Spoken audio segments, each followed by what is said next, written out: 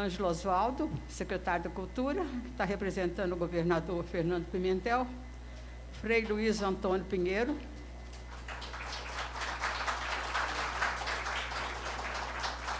representante de Dom Valmor de Oliveira Rezende, que é nosso acadêmico também, muito querido,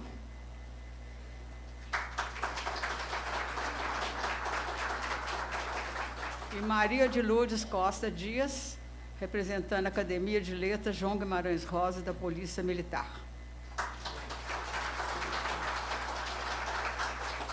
Eu agradeço a presença de todos, os convidados, acadêmicos queridos que estão aqui, Ieda, Olavo, Patrus, Márcio e o nosso querido secretário de Cultura.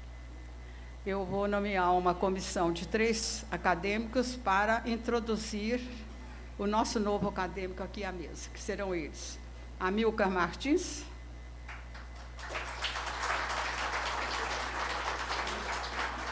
Patrus Ananias e Olavo Romano.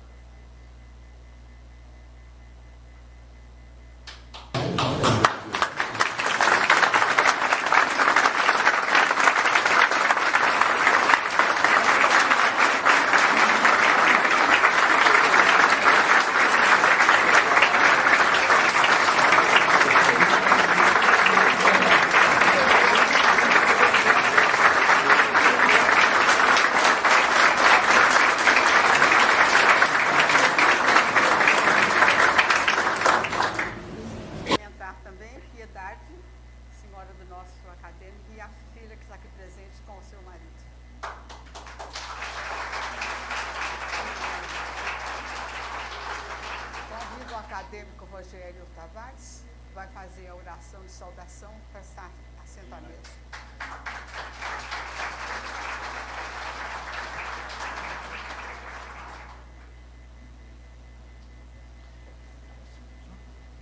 Convoco o nosso acadêmico, secretário-geral, Márcio Sampaio, para fazer a leitura do termo de posse.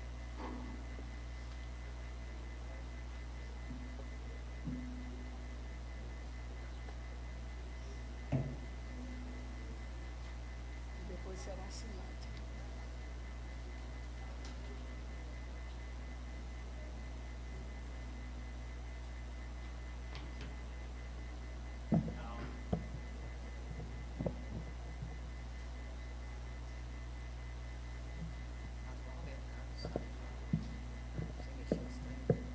Tá bom. Termo de posse do acadêmico Caio César Bosque. Aos 13 dias do mês de abril do ano de 2018, às 20 horas, no auditório Rivaldi Moreira, da Academia Mineira de Letras, à Rua da Bahia, 1470, nesta capital, presentes autoridades, confrades, amigos e familiares, sob a presidência da acadêmica Elizabeth Fernandes Renault Castro Santos, tomou posse na cadeira 30, patrocinada por Oscar Moreira da Gama e fundada por Luiz Joaquim de Oliveira, como sucessor do acadêmico Oílian José, o senhor Caio César Bosque, eleito em 17 de agosto de 2017, sendo segundo sucessor e terceiro ocupante da cadeira, recebido pelo acadêmico Rogério Faria Tavares. Para constar dos anais da academia e conhecimento público, foi lavrado o presente termo de posse, o qual, lido e achado conforme, vai assinado pelo presidente da Casa e pelo novo acadêmico.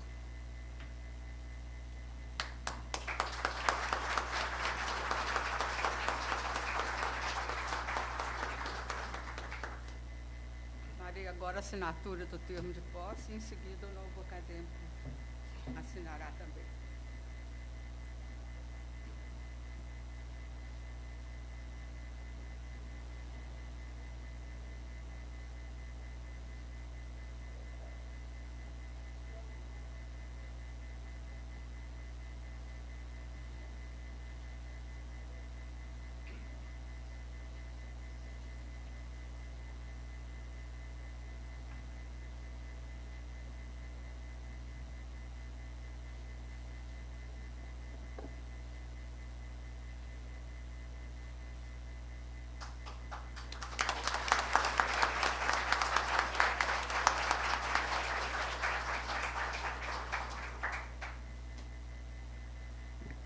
Assinado o termo de posse, declaro empossado o nosso novo acadêmico para ocupar a cadeira número 30, professor, historiador, Caio César Bosque.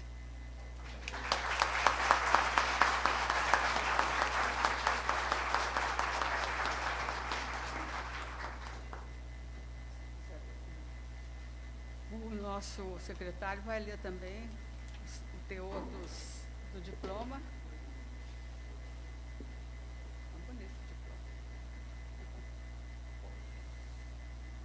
Pedirei à senhora Piedade Bosque que faça a entrega, depois da leitura, ao professor Bosque. Academia Mineira de Letras, fundada em 25 de dezembro de 1909. A Academia Mineira de Letras confere o presente diploma ao senhor Caio César Bosque, eleito em 17 de agosto de 2017 como membro efetivo, sucessor do acadêmico William José, na cadeira número 30. Belo Horizonte, 13 de abril de 2018.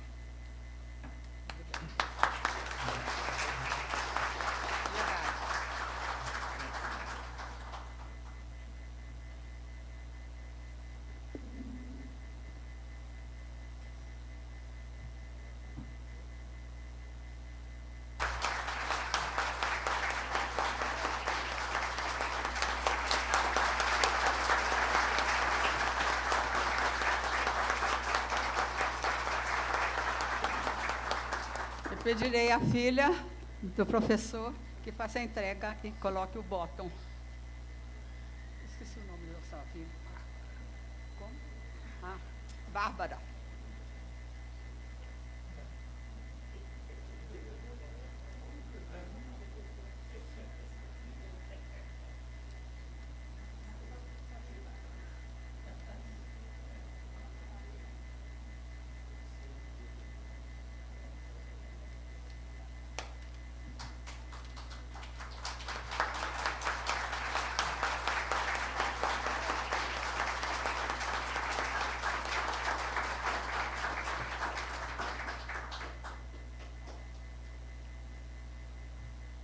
Eu quero lembrar aqui a presença também da nossa acadêmica Carmen Chinari Guimarães, da presidente da Academia Feminina Mineira de Letras, Maria Elisa, que tomou posse há pouco tempo aqui nesse auditório.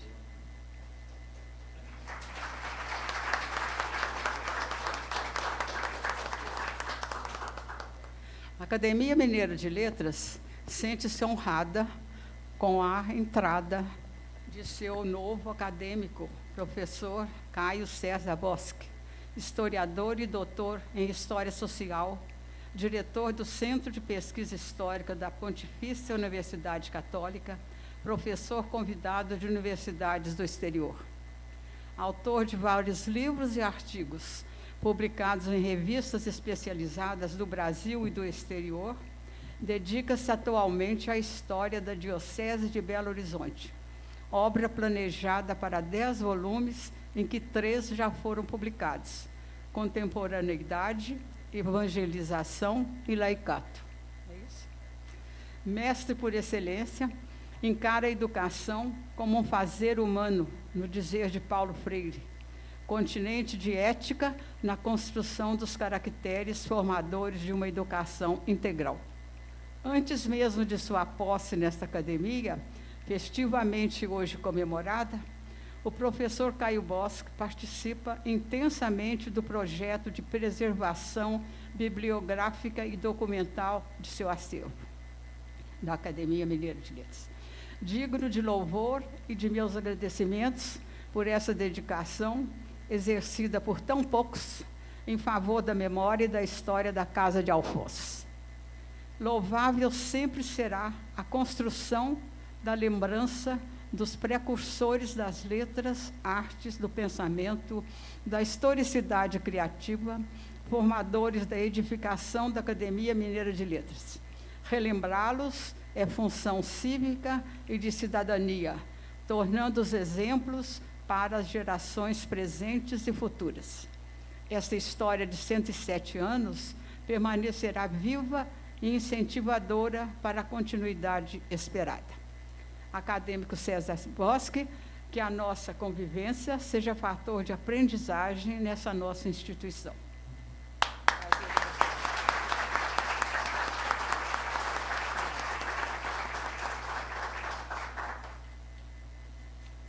Ouviremos agora o discurso de recepção pelo acadêmico Rogério Faria Tavares.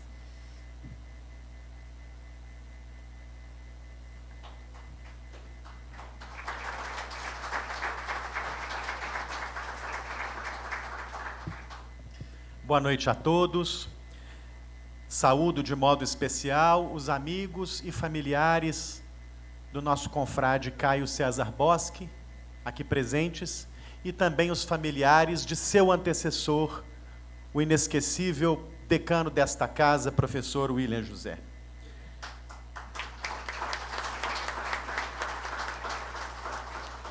Cumprimento os confrades e confreiras presentes a esta memorável sessão. Elizabeth Renó, Ieda Prates Bernes, Carmen Schneider Guimarães, Olavo Romano, Ângelo Osvaldo de Araújo Santos, Amilcar Martins Filho, Patrus Ananias, Márcio Sampaio, Benito Barreto e Luiz de Fone. É um privilégio conviver com vocês. Eu tenho tido esse privilégio há cerca de 2 anos e ele se renova a cada dia. Em festa, dirijo um cumprimento especial ao confrade Caio César Bosque, dando-lhe as boas-vindas à Academia Mineira de Letras, fundada em Juiz de Fora em 25 de dezembro de 1909, por um grupo de 12 jovens intelectuais, amantes da literatura e da língua portuguesa, da educação e das artes. Mantendo-se fiel à missão de agregar mulheres e homens em convivência fraterna em torno das letras, a Casa de Alfonso de Guimarães, Vivaldi Moreira e Henriqueta Lisboa chegou a 2018 sintonizada com seu tempo. Nas academias contemporâneas, não há mais espaço para o autocentramento, o culto à personalidade ou à vaidade. O que se espera delas é que trabalhem pela cultura. Agora mais que centenária, a Academia Mineira consagra-se como um lugar privilegiado de partilha e divulgação do conhecimento, da crítica e da reflexão, oferecendo a todos gratuitamente intensa programação cultural e o acesso a um acervo bibliográfico e documental de primeira linha. Lar dos poetas e dos prosadores, a Academia também abriga de braços abertos os que se dedicam a pesquisar a nossa história. Foi com entusiasmo que recebeu, no passado, Diogo e Salomão de Vasconcelos, Abílio Barreto, João Camilo de Oliveira Torres, Agripa Vasconcelos e José Crux Rodrigues Vieira, para citar apenas alguns. É com idêntico orgulho que registra no presente os nomes de Amilcar Martins Filho e de Ronaldo Costa Couto, ambos apaixonados pela ciência de Clio. Foi também com imensa alegria que elegeu o antecessor de Caio, William José, secretário-geral perpétuo da instituição, onde ingressou ainda moço, em 1959, nela permanecendo até 2017, como seu decano. Autor das Efemérides, enciclopédia indispensável para conhecer a trajetória da academia no seu primeiro século, o historiador do município de Rio Branco honrou por quase 6 décadas a bela tradição da cadeira de número 30, que teve Luiz Joaquim de Oliveira como fundador e Oscar Nogueira da Gama como patrono, e que terá, a partir de agora, como seu segundo ocupante, um dos mais respeitados historiadores brasileiros. Primogênito de Dona Emília e do Sr. Caíme, que por décadas comandou a mítica padaria Bosque, patrimônio da memória afetiva da cidade, Caio nasceu em Belo Horizonte, no coração da comunidade italiana. Até casar-se, aos 23 anos, morou na chamada Vila Bosque, erguida pelos avós Belina e Pasquale, sobre um terreno de mais de 6.000 metros quadrados na rua Peçanha, no bairro Carlos Prates. É o neto homem mais velho do filho mais velho. Cresceu em uma família que sempre tratou as tradições, a memória e a história com extremo apreço. Dos pais, herdou, de certo modo, o culto aos documentos e a obsessão em preservá-los. A história entrou em minha casa pela porta da frente, escreveu Caio um dia. Em Caíme, especialmente, Caio identificou a alma de um memorialista a seu modo e se perguntou em texto de 91, quem sabe não foram esses contatos que me inocularam desde cedo a noção de história como memória viva. Fez o primário no grupo escolar Silviano Brandão. Mais tarde, quando lhe foi dado escolher onde gostaria de continuar seus estudos, não teve dúvidas. Optou decidido pela então chamada Universidade do Santo André, o Colégio Municipal, onde pontificavam figuras como Guilherme de Azevedo Lage, seu famoso diretor, e professores do porte de Amaro Xisto de Queiroz, tio da nossa acadêmica Maria José de Queiroz, e um dos mestres que mais inspirou Caio a trilhar a carreira de historiador. Foi das mãos de Amaro Xisto que, ao término de sua trajetória como aluno do Municipal, Caio recebeu um honroso diploma de conclusão do curso clássico Summa Cum Laude. Outros tutores inesquecíveis foram Luiz Carlos Alves, com quem adquiriu gosto pela literatura de ficção, Luiz Bicalho e Sami Sirial. Nos tempos do Municipal, integrava com entusiasmo, na qualidade de diretor cultural, a equipe do ativo Grêmio dos Alunos da instituição, o CCP-GAL, confirmando o gosto pela vida associativa que o acompanha até hoje. O ingresso na Faculdade de Filosofia e Ciências Humanas da Universidade Federal de Minas Gerais, no ano de 66, foi o passo seguinte do aluno dedicado. Na disciplina Introdução aos Assuntos Históricos, foi aluno de Amaro Xisto. Supervisionado pelo professor Nelson de Moura, iniciou-se nos segredos da paleografia do período colonial brasileiro. Logo nos primeiros anos como estudante da UFMG, participou em Lins, no interior de São Paulo, do importante Congresso de Estudantes de História, promovido pela Federação Brasileira de Centros de Estudos Históricos, cuja seção mineira presidiu no emblemático ano de 1968. Ativo participante da vida universitária, foi também membro do Centro de Estudos Históricos da escola, ainda situada no inesquecível prédio da Rua Carangola, no bairro Santo Antônio. Graduado em História, começou a lecionar. Deu aulas no Colégio Estadual de Minas Gerais, na sua unidade central e no anexo da Gameleira, e no Colégio Municipal, nas unidades de São Cristóvão e Marconi. Também atuou como professor de História Contemporânea na Fundação Universidade do Oeste de Minas e como professor de Prática e Didática da História na Faculdade de Educação da UFMG, quando conviveu, entre outros, com a querida acadêmica Alaide Lisboa de Oliveira. No começo da década de 70, ingressou na Pontifícia Universidade Católica de Minas Gerais, também como professor de História Contemporânea. Ali, propôs a criação das disciplinas voltadas para a produção do conhecimento histórico, como Introdução à Pesquisa Histórica e Historiografia, e a celebração de um convênio com o Arquivo Público Mineiro, para que os estudantes pudessem se exercitar como pesquisadores.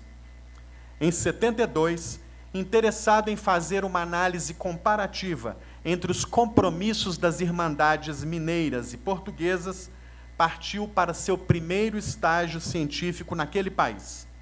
Foi quando conheceu um dos mestres que mais influência exerceria em sua formação, o rigoroso professor Jorge Borges Macedo, com quem ampliou seus conhecimentos nos campos da metodologia e da investigação histórica.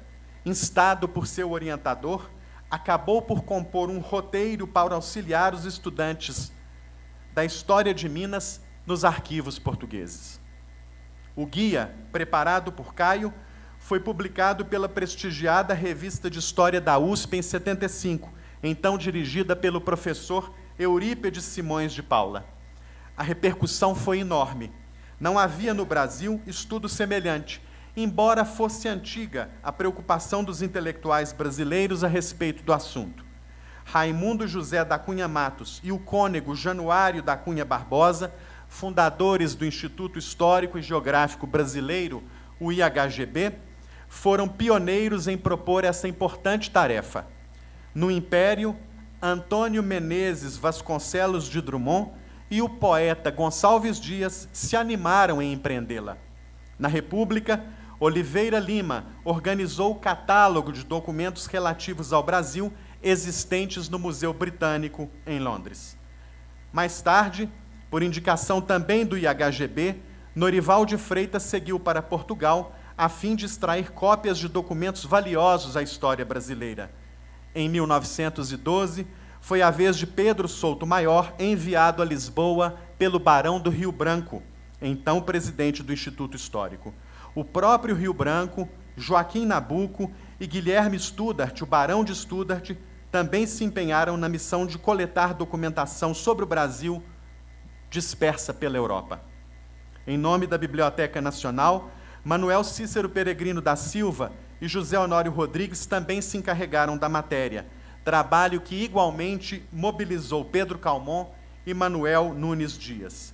Embora, portanto, alguns já houvessem escrito sobre o tema, as indicações até então realizadas se revestiam de caráter bastante genérico e parcial, sem a precisão e o detalhamento alcançados por Caio Boschi. 4 anos depois, veio o primeiro desdobramento do trabalho sobre os arquivos, também utilíssimo aos pesquisadores na área.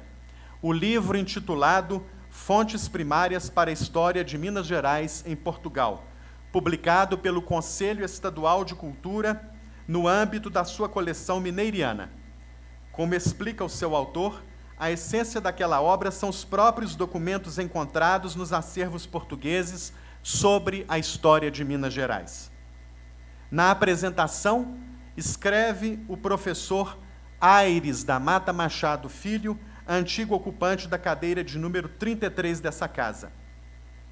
É trabalho para o universitário que se consagra simultaneamente ao magistério e à pesquisa, a posse de linguagem concisa e enxuta, sem tiradas pomposas, sempre irritantes aos que procuram simplesmente o esclarecimento necessário.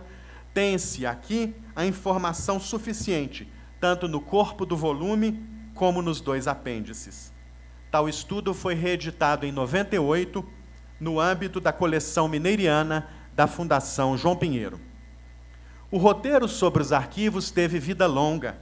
Em 86, foi publicado pelas edições do Arquivo do Estado de São Paulo, naquele momento comandado por José Sebastião Witter. Chegou em versão revista e ampliada, ganhando o nome de O Brasil nos Arquivos e Bibliotecas de Portugal, levantamento bibliográfico crítico dos arquivos e bibliotecas de Portugal, úteis ao pesquisador de história do Brasil. Na obra, capítulos tratando dos arquivos de Braga, Coimbra, Évora, Lisboa, Muge, Penalva, Porto, Vila Real e Vila Viçosa. No prefácio, Witter destaca para o leitor aspecto fundamental da ética intelectual que sempre norteou a conduta de Caio Boschi. Abre aspas. Obras como esta representam a magnanimidade de espírito que divide com muitos o resultado de seu trabalho e, com isso, facilita a vida daqueles que iniciam suas caminhadas pela difícil e intrincada vereda dos trabalhadores da história. Cada dia são necessárias obras como esta, pois elas socializam o conhecimento ao transferir para muitos aquilo que poderia ser apenas de um. Fecha aspas.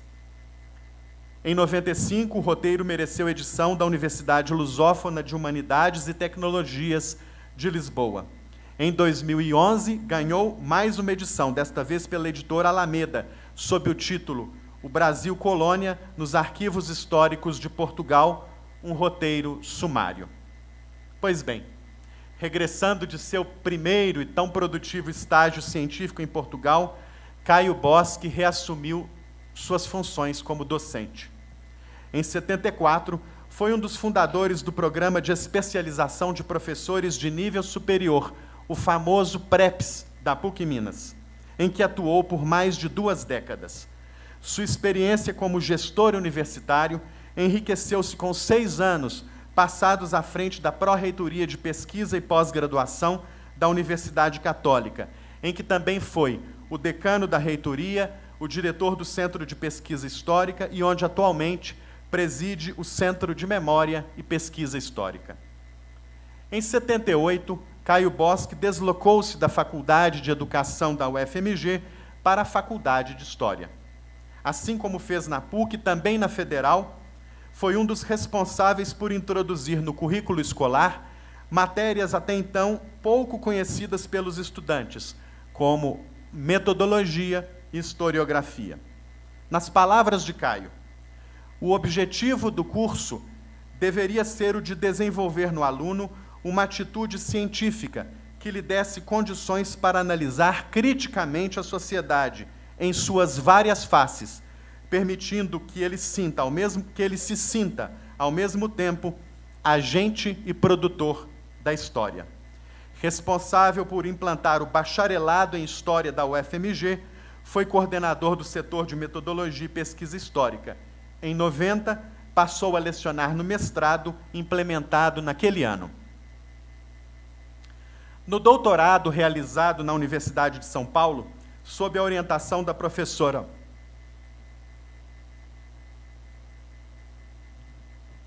Maria Regina da Cunha Rodrigues de Paula, defendeu, perante banca integrada, entre outros, pelo saudoso e querido professor Francisco Iglesias, a tese Estado e Irmandades em Minas Gerais no século XVIII, pesquisa ganhadora do Prêmio Diogo de Vasconcelos, da Secretaria de Estado da Cultura de Minas, lançada em 86 em livro pela editora Ática com o título Os Leigos e o Poder, Irmandades Leigas e a Política Colonizadora em Minas Gerais, considerada a melhor publicação da área de História na década de 80. Dividido em 4 capítulos, além da introdução e das conclusões, o volume aborda a presença das Irmandades, religião e igreja sob o Estado absolutista português, igreja, Estado e Irmandades em Minas Gerais e as Irmandades na sociedade escravista mineira. É da lavra de Caio Bosque.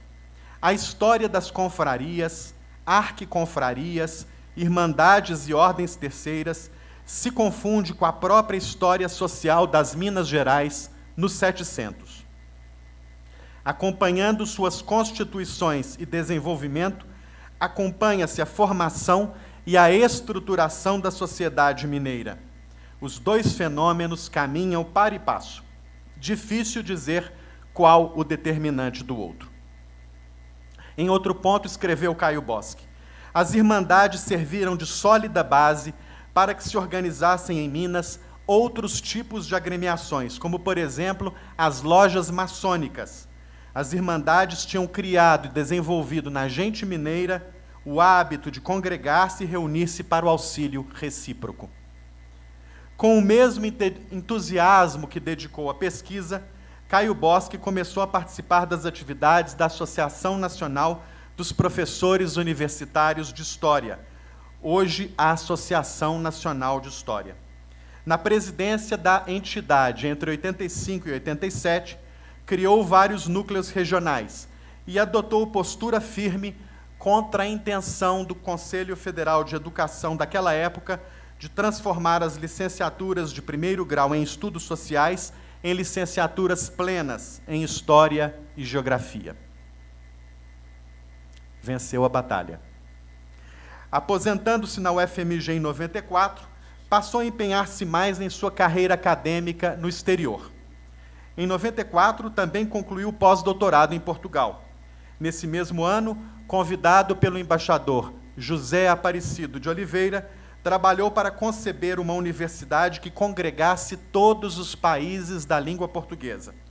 Até 98, na condição de leitor de História do Brasil indicado pelo Itamaraty, deu aulas na Universidade de Lisboa e na Universidade Lusófona de Humanidades e Tecnologia, também na capital portuguesa. Entre 99 e 2008, ensinou História do Brasil na Universidade do Porto. Em 2002 e 2003, como professor convidado, ministrou seminários sobre História luso-brasileira na Escola de Altos Estudos em Ciências Sociais de Paris, na França. A bibliografia de Caio Bosque é extensa. De 88 é o livro O Barroco Mineiro, Artes e Trabalho, da coleção Tudo é História, da editora Brasiliense, em 78 páginas. Nele, Caio Bosque delineia as relações de trabalho na sociedade das Minas coloniais, dedicando capítulos específicos aos temas da urbanização, do trabalho livre na região, das condições de trabalho do artista de Minas Gerais, do mercado consumidor da arte naquele tempo e da regulamentação do trabalho e dos grêmios associativos. Também publicou Achegas à História de Minas Gerais, século XVIII, da editora da Universidade Portucalense Infante Dom Henrique do Porto. É volume composto por 4 ensaios: A Universidade de Coimbra e a Formação Intelectual das Elites Mineiras, As Irmandades Leigas em Minas Gerais, Apontamentos para o Estudo da Economia, da Sociedade e do Trabalho na Minas Colonial e o Descobrimento do Brasil, uma temática em discussão. A partir de 95, no âmbito do projeto Resgate Barão do Rio Branco, do Ministério da Cultura, coordenou o tratamento técnico da documentação sobre as capitanias do Grão-Pará, do Maranhão e do Rio Negro, trabalho que resultou em 3 vultosas publicações. O ano de 98 foi profícuo. Caio coordenou, no âmbito da coleção mineiriana da Fundação João Pinheiro, o inventário dos manuscritos avulsos relativos a Minas, existentes no Arquivo Histórico Ultramarino de Lisboa, dando a conhecer a todos uma massa documental formada por cerca de 15 mil dossiês ou pequenos conjuntos documentais relativos a Minas. No mesmo ano, participou do 2º e do 3º volumes da impressionante coleção História da Expansão Portuguesa. Em cada um deles, publicou 4 textos, todos dedicados à relação entre a religião e o Estado português nos territórios ultramarinos. Em 2006, publicou o inventário da coleção Casa dos Contos, livros 1700-1891, de cuja coordenação também participaram Carmen Moreno e Luciano Figueiredo. Em 2007, pela Ática, revelou mais uma vez seu profundo compromisso ético com a educação e com a aprendizagem. Lançou Por que Estudar História, organizado em 4 capítulos, redigido em linguagem clara e direta, acessível a todos, sobretudo aos estudantes do ensino médio. Também em 2007, no âmbito da coleção Tesouros do Arquivo, organizou a publicação de um dos mais importantes textos da história administrativa do Brasil colonial, Instrução para o Governo da Capitania de Minas Gerais, de José João Teixeira Coelho, que o teria redigido em 1782. Fascinado por esse personagem, Caio obcecou-se por levantar o seu percurso biográfico, quando muitos de seus colegas, entre eles o mestre Iglesias, já haviam sucumbido diante desta terrível, mas fascinante tarefa. Bem-sucedido em seu intento, no referido volume, Caio também tratou da leitura paleográfica, da transcrição documental e de 2 textos introdutórios, e dos textos introdutórios. Em 2010, organizou o estudo crítico Coleção Sumária e as próprias leis, cartas régias, avisos e ordens que se acham nos livros da Secretaria desta Capitania de Minas Gerais, reduzidas por ordem a títulos separados. Volume anteriormente publicado pelo Arquivo Público Mineiro, e aqui está o seu diretor, no ano de 1911. Um século depois, em 2011, Caio Boschi lançou Exercícios de Pesquisa Histórica, premiado pela Academia Brasileira de Letras em junho de 2012. Nele reuniu alguns ensaios importantes, entre os quais O Historiador, Os Arquivos e a Nova Tecnologia, Nas Origens da Seção Colonial, Os Secretários de Governo de Minas e Provimentos de Dignidades dos Canonicatos da Sé de Mariana. Também é de 2011 a organização que fez para a publicação dos documentos básicos do cabido da Sé de Mariana, 1745-1820, dedicando-se ainda a fixar seus textos e a assinar estudos introdutórios. Incansável, desde 2013, a convite do nosso confrade acadêmico Dom Valmor Oliveira de Azevedo, trabalha para editar os 10 volumes sobre a história da Arquidiocese de Belo Horizonte. Alguns já vieram à luz.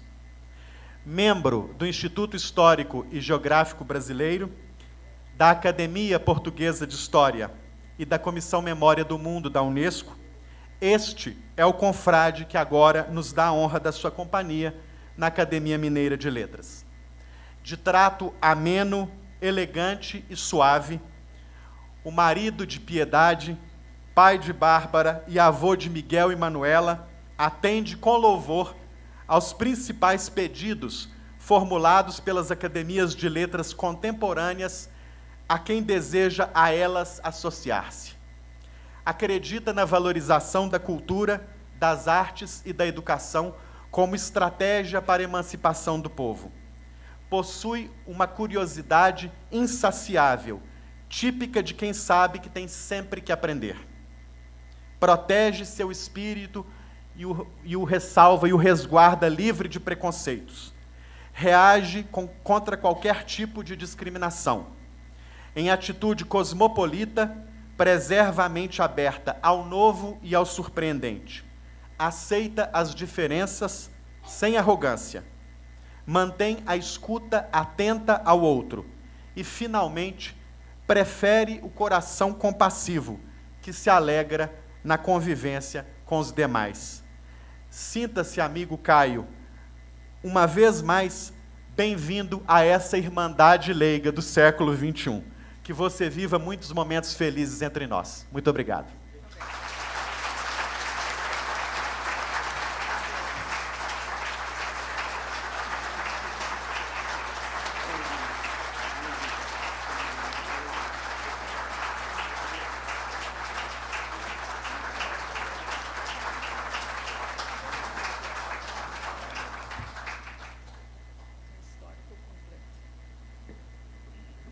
Ouviremos agora o discurso do nosso novo acadêmico.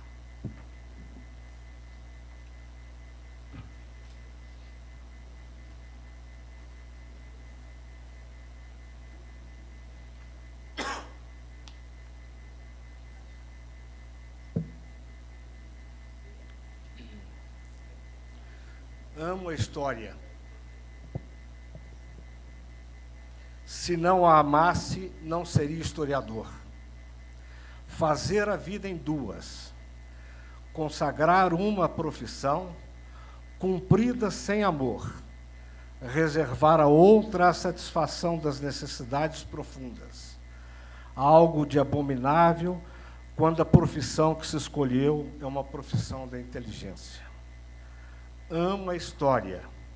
E é por isso que estou feliz por vos falar hoje daquilo que amo, disse Lucien Febvre aos alunos da École des Normales Supérieures em 1941.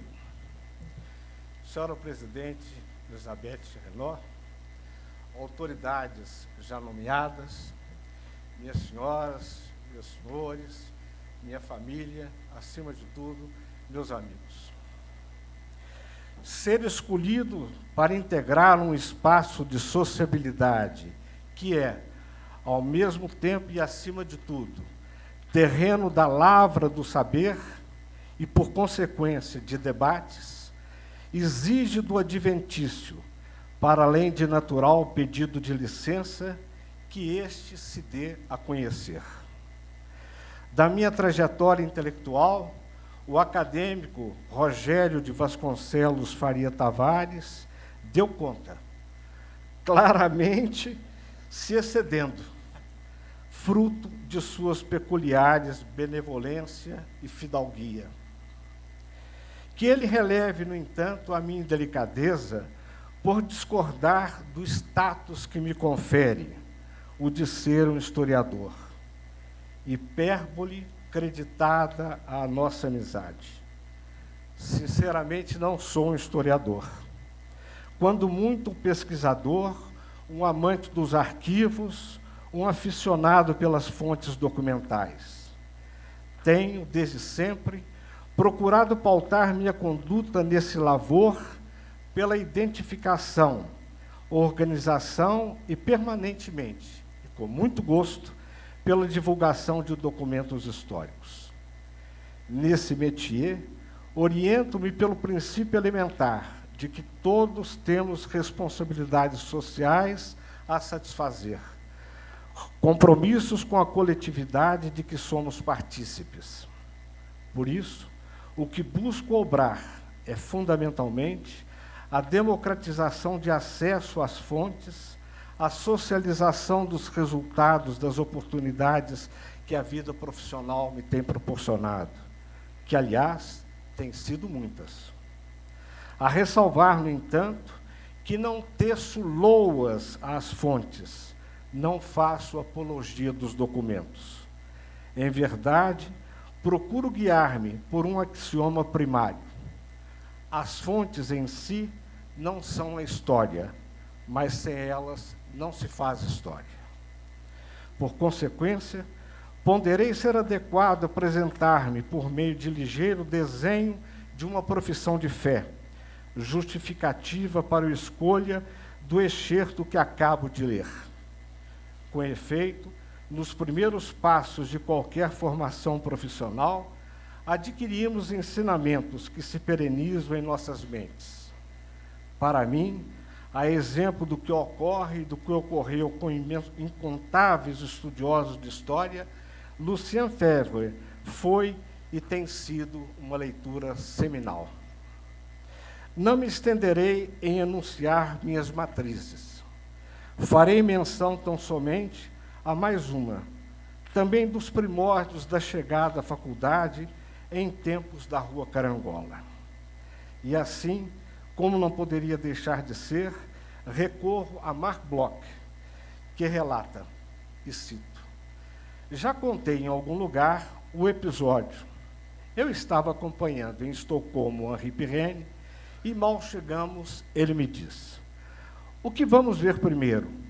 Parece que há uma prefeitura nova em folha. Comecemos por ela.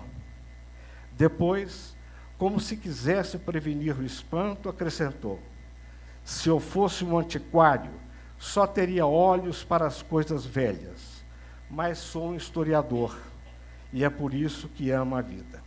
Fecham-se as aspas. Essa faculdade de apreensão do que é vivo é justamente, com efeito, a qualidade mestra do historiador. Este o ponto nuclear.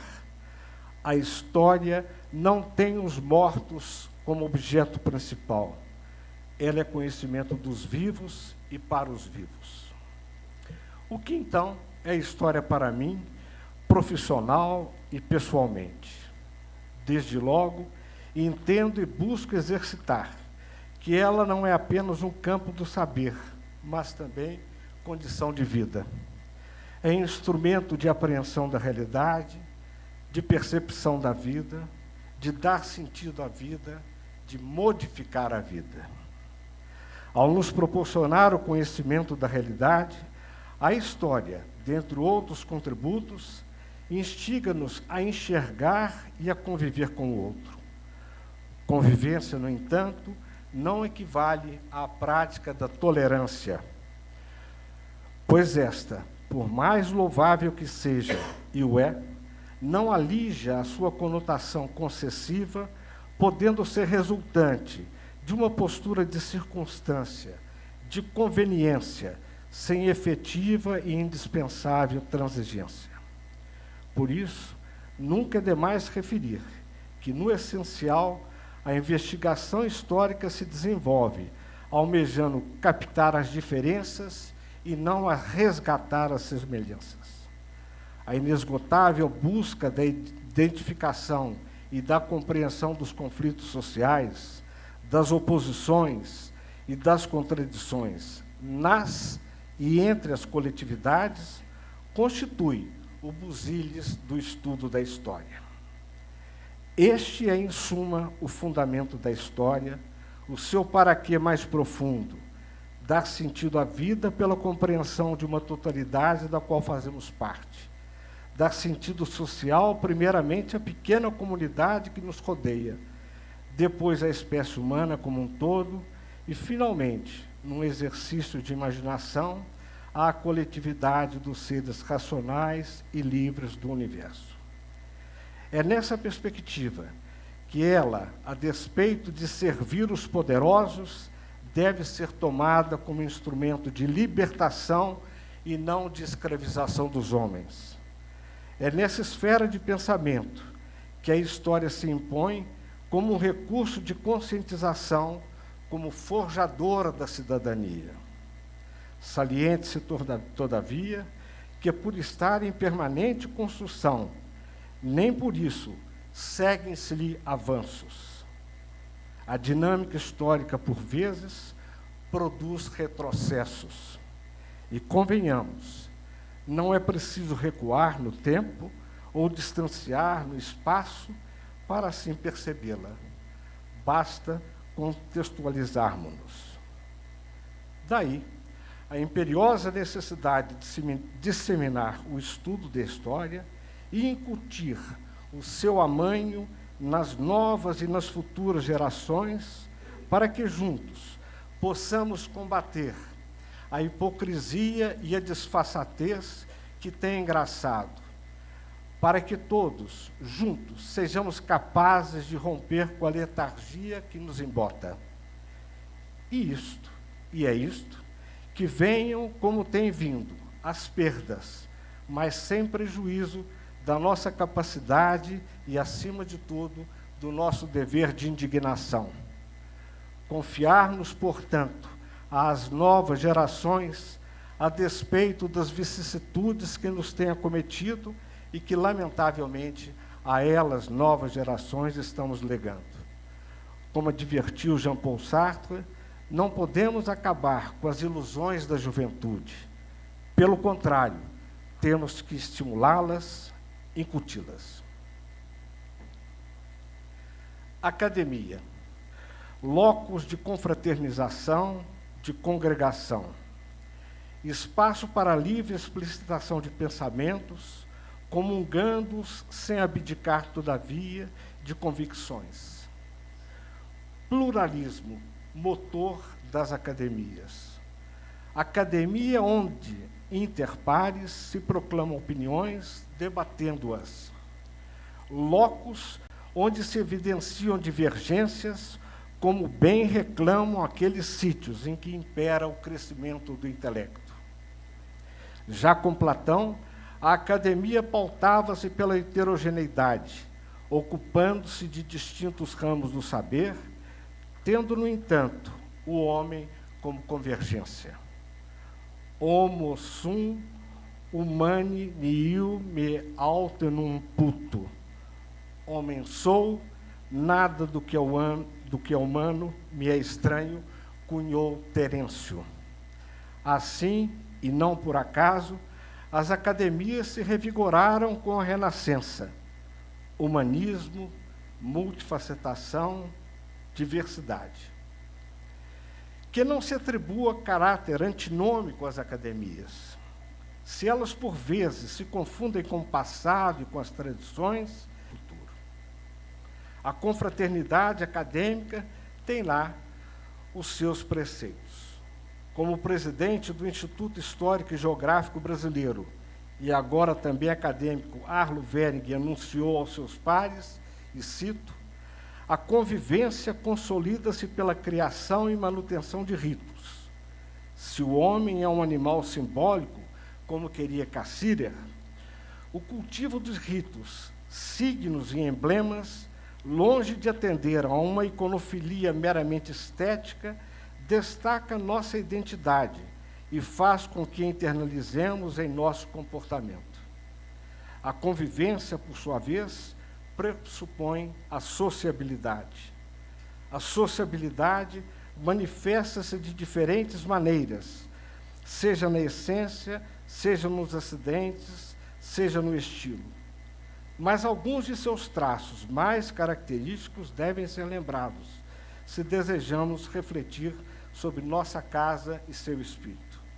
Em primeiro lugar, o acendrado respeito pela pessoa e pela obra do nosso confrade, para além da tolerância, que apenas suporta a diversidade do outro. Esse respeito nasce não apenas da mútua condição acadêmica, mas da convicção de que aquele que não pensa como nós, certamente o faz amparado por alguma parcela de verdade em seu pensamento, assim como a nossa Weltanschauung, por mais cara que nos seja, também é um exercício necessariamente parcial, datado, perspectivado. O rito acadêmico prescreve que no ato da investidura deve-se louvar aqueles que nos precederam na cadeira. Cumprirei o preceito, não sem antes afirmar, senhora presidente, que eu faço com prazer e reverência. Desde sua criação, em dezembro de 1909, integraram os quadros da Academia de Letras quase 200 de personalidades. Dentre as 40 cadeiras que a compõem, algumas tiveram ocupantes vários. A de número 30, contudo, guarda uma curiosa singularidade. É a única que, ademais de seu instituidor, teve apenas 2 sucessores, William José e este empossando. O fundador, Luiz de Oliveira, personificou-a durante 51 anos. Significa dizer, do ato inaugural da academia até o seu falecimento aos 86 anos de idade, em 1960. Seguiu-se-lhe William José, que com diligência e dedicação se fez presente na casa de Alfonso de Guimarães, por 57 anos, na maior longevidade até agora apurada. Mas não se assustem os pósteros, a depender de mim, certamente que tal qualidade está interrompida. O patrono do espaço institucional que honrosamente passarei a ocupar é Oscar Nogueira da Gama, ou simplesmente Oscar da Gama. Teatrólogo, jornalista e poeta, nasceu em Juiz de Fora, a 22 de maio de 1870, e faleceu nessa cidade, a 21 de abril de 1900. Desaparecido precocemente, posto que não completou 30 anos, até a metade da sua existência estava analfabeto. Meninote redigiu e editou o jornal O Pirilampo. Inclinado ao teatro, compôs pequenas peças teatrais, cenas de lever le rideau, ou esquete. Aventurou-se numa comédia intitulada Show Mosca. E, aos 19 anos, reuniu os poemetos que tinha compondo na vida escolar, publicando sob o título de Luares, obra prefaciada por Augusto de Lima. Oscar da Gama foi escrevente no cartório do primeiro ofício de órfãos e privativo de ausentes, de que seu pai, o major Inácio Nogueira da Gama, era o titular. Em 97, outra peça teatral. Juiz de Fora, fora de juízo. Uma espécie de vaudeville, representada com ampla repercussão local. No ano seguinte, junto com Luiz de Oliveira, lança o 11º jornal Juiz Forano, intitulado Novidades. Gama colaborou ativamente em jornais de Minas, do Rio e de outros estados, prestando em Juiz de Fora o concurso da sua pena ao Farol, ao Jornal do Comércio, ao Correio de Minas. No ano de sua morte, juntamente com Correia de Azevedo, fundou Cigarra. Sua obra poética está publicada póstumamente sob o título Flora Rubra. Versejador do sensualismo e do erotismo, dele recolho. Teu beijo é pomo vedado, a minha boca bem sei, mas hei de o fruir a roste, céus e terra, tudo, foste a primeira a quem amei. De acordo com Fernando Fioretti, e cito, a priori, acercar-se do cânone parnasiano parece-nos ser um modo privilegiado de Oscar da Gama nessa busca de uma marca poética singular. Trata-se de eleger afinidades, nominar os membros do grupo de pertença, realizar as que lhe permitem adentrar os pórticos do Parnaso Nacional. E prossegue o crítico. Parece-nos que o autor Juiz Forano, sem descurar do precedente romantismo, oscila entre os múltiplos estilos do segundo 800, num regime de indecibilidade e tensão que estende o seu arco do realismo ao simbolismo. E mais, o próprio Oscar da Gama, no poema Sons e Cores, nos desvela a tensão ou a indecisão que em sua obra figura entre os metros esculturais da estética plástica do Parnaso e o anelo da musicalidade, que a partir da divisa de Paul Verlaine, na sua Art poétique de la musique avant toute chose, tornou-se um postulado simbolista. Dizem que a cor nos desperta a vaga impressão incerta da música mais sonora, e também que os sons as cores lembram, embora em colores invisíveis, muito embora. Duvidei, mas hoje o creio, por Deus, por ti, por teu seio, feito de neve e de olores, pois estes teus olhos negros são como doces alegros na doce escala das cores. William José, em seu discurso de posse nesta academia, ao analisar a poesia de Oscar da Gama, avaliava que tais versos ficaram, e cito, neles ficaram distanciadas as preocupações de natureza social, política e religiosa. Só esporadicamente as menciona, apesar de ele ter sido materialista, republicano exaltado e admirador de Silva Jardim. Em outra faceta, e ainda segundo William José, a experiência de teatro de Oscar da Gama era de inspiração restrita e se realizou dentro da estrutura romântica. A busca dos termos locais, a análise preferencial dos costumes justforanos, a minguada preocupação com as medidas de tempo e lugar e a movimentação exagerada dos personagens o atestam de maneira inequívoca.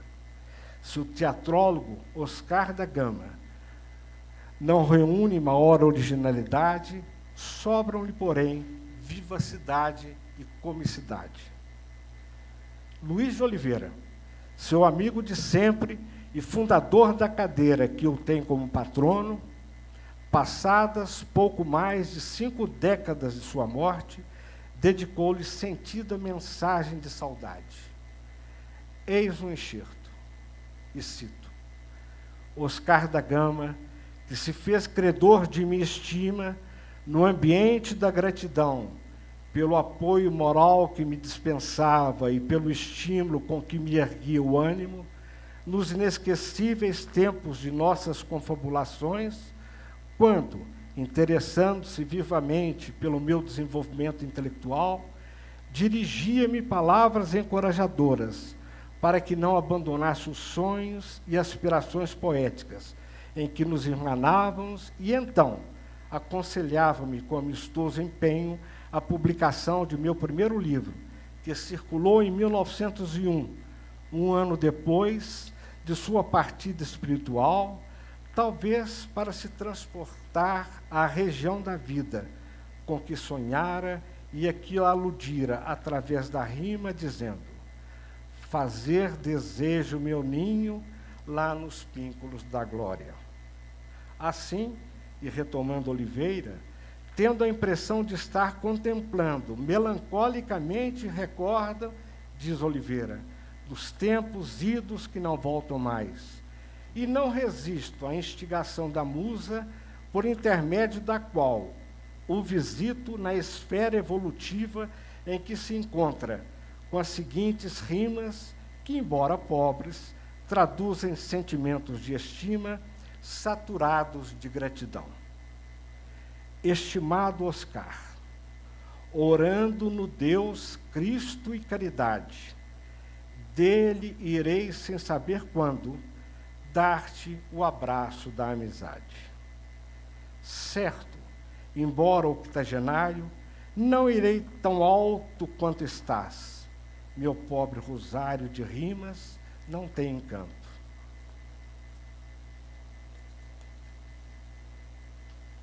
Mas, ocupando a cadeira de que sempre serás dono, apenas de alma fagueira, viver quis junto ao patrono. Sendo assim, quando a partida fizer do existir que faço, irei, onde tens a vida, levar-te amistoso abraço.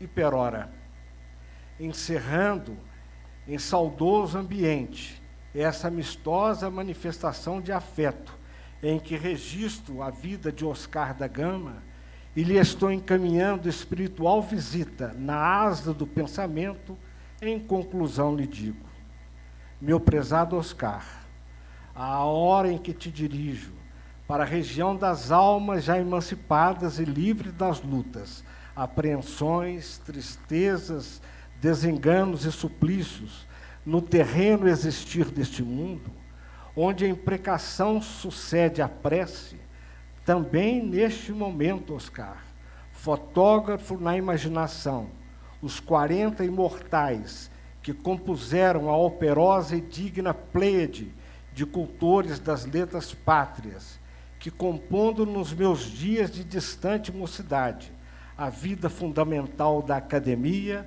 proporcionou-me a agradável satisfação de te escolher para que me viesses, na categoria de patrono, perpetuar a cadeira que ocupo.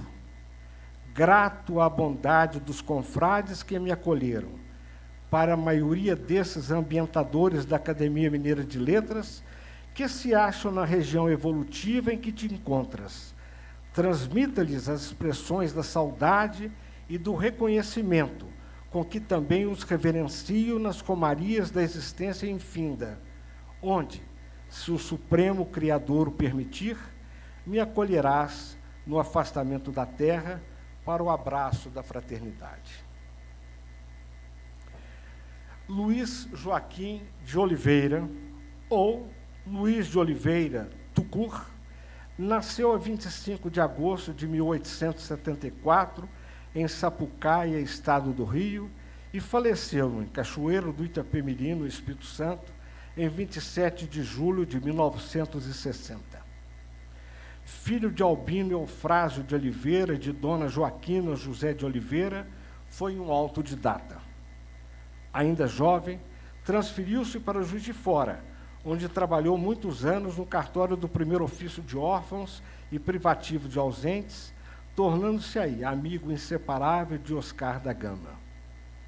A partir da década de 1920, devotou-se empenhadamente a doutrina de Hippolyte Léon Denis Rivaio, ou melhor, a doutrina de Allan Kardec, pseudônimo pelo qual Rivaio é mundialmente referido. Mudando-se para o Rio de Janeiro, desempenhou funções administrativas na Casa da Moeda e ali se aposentou. Ao depois, fixou residência em Cachoeiro do Itapemirim, onde se casou com Hipomeia Braga.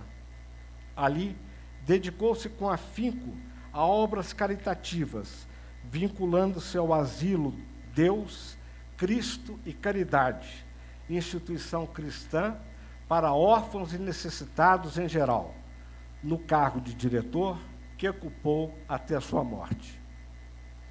Luiz de Oliveira consagrou inúmeros trabalhos ao espiritismo, em prosa e em verso, espalhado em diferentes publicações brasileiras, sendo farta a sua participação nas páginas do Reformador, órgão da Federação Espírita Brasileira.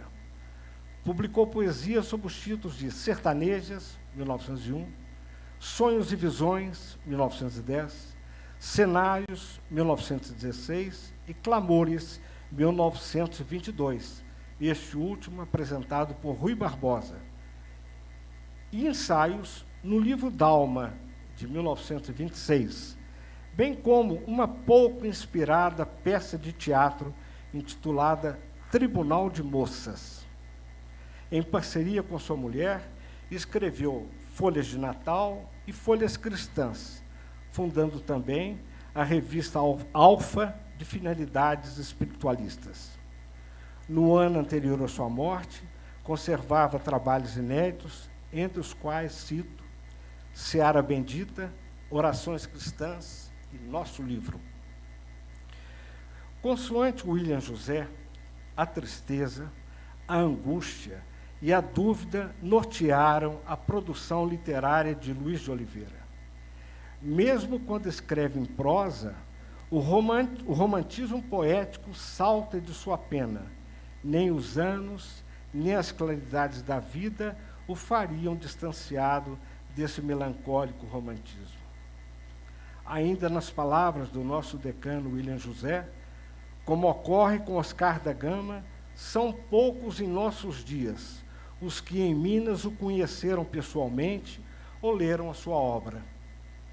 Tendo saído de nosso estado, na altura, há 42 anos, a ele não mais voltou. E, enquanto isso, os poucos exemplares de seus trabalhos em prosa e em verso iam desaparecendo de mãos mineiras para se tornarem raridades de biblioteca.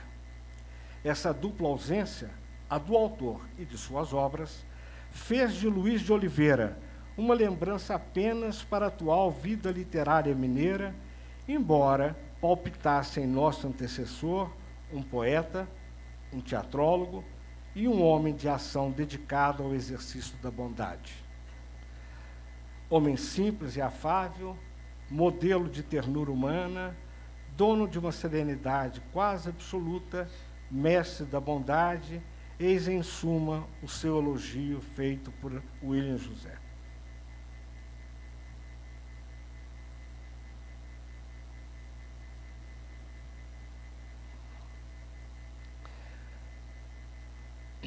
À vaga de Luiz de Oliveira, na Academia Mineira de Letras, concorreram o então juiz de direito da comarca de Pouso Alegre, Antônio Braga, o filho único de Luiz, Solimar de Oliveira, e William José, eleito em 20 de outubro de 1960 e empossado a 19 de janeiro de 1961, sendo aqui recebido pelo acadêmico Cônego Bueno de Siqueira. Senhora Presidente, antes de discorrer sobre meu imediato antecessor na cadeira número 30, permita-me, mais do que saudar, registrar a presença, uma presença maciça e simpática, dos familiares do professor William José, que muito dignificam minha investidura nessa casa, pelo que sou-lhes agradecido. William José era o primogênito de 5 filhos do casal de primos libaneses, Shamel Assad Youssef, abrasileirado Shamel José, e Gurra Habib Kuri. Nasceu em Visconde do Rio Branco, em 9 de fevereiro de 1921, casando-se com Dona Maria da Glória de Almeida.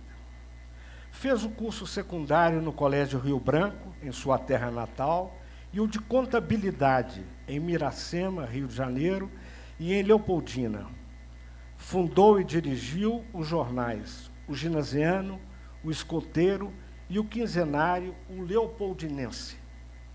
Participou dos corpos docentes do Ginásio Rio Branco, do Ginásio São Paulo de Muriaé, do Ginásio Leopoldinense de Leopoldina, no qual foi titular da cadeira de História Geral e do Brasil e da Faculdade de Filosofia, Ciências e Letras Santa Marcelina de Muriaé, na qual foi catedrático de Literatura Portuguesa e Brasileira.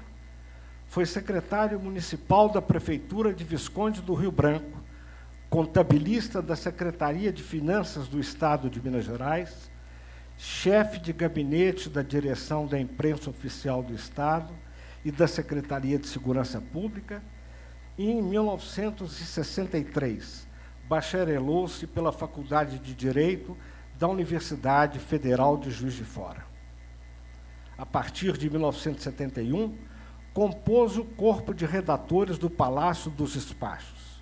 Foi oficial de gabinete do governador do Estado entre 1977 e março de 79. Nessa data, retorna à atividade anterior, na qual se aposentou em 1990. Pertenceu, para além da Academia Mineira de Letras, aos Institutos Históricos e Geográficos de Minas Gerais, de São Paulo, de Juiz de Fora, ao Instituto Genealógico Brasileiro e às Academias de Letras Ubaense e Rio Branquense. Dentre suas condecorações, anota-se as medalhas de bronze João Pinheiro, a de ouro Santos Dumont e a de prata e grande medalha da Inconfidência.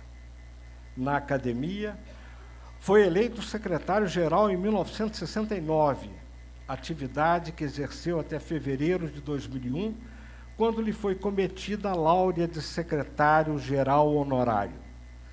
A partir de então, tornou-se decano da Academia Mineira de Letras e do Instituto Histórico e Geográfico de Minas Gerais, ao qual pertencia desde 1954.